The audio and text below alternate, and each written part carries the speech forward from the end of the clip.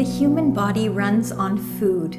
Once, food shortage was the major concern. After the Second World War, technological advances in food production led to a new era that was characterized by an overabundance of inexpensive food and relatively little physical activity.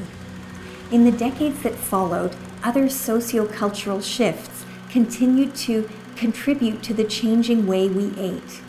Women who had previously controlled most of the average family's food preparation now entered the workforce in significant numbers, and the processed food industry began to capitalize on our need for fast, convenient food.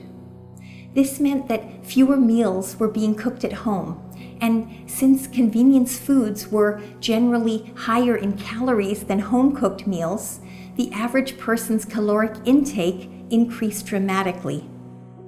Academics studying the intersection of food and health, like Michael Pollan, have written extensively about the implications of this cultural shift on the way we eat today. To the extent we outsource our food, first we eat less healthy food, more salt and fat and sugar, but we also eat more food because processed food is often designed as snack food and marketed to us as a way to eat continually through the day.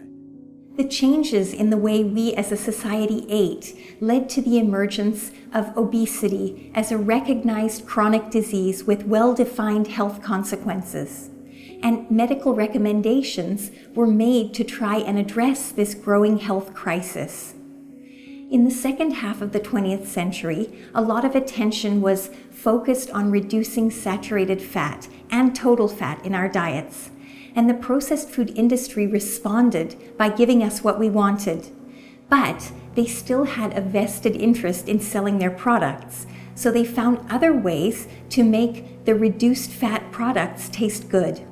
One way they did this was by adding significantly more sugar and other forms of sugar like corn syrup to almost everything we ate.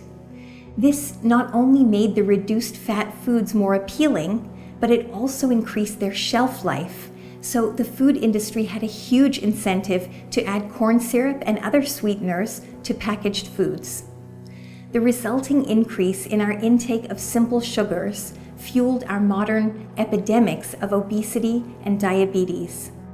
These shifts in our food consumption patterns have led us to a point in history where a physiological adaptation, our ability to store energy as fat, has become maladaptive.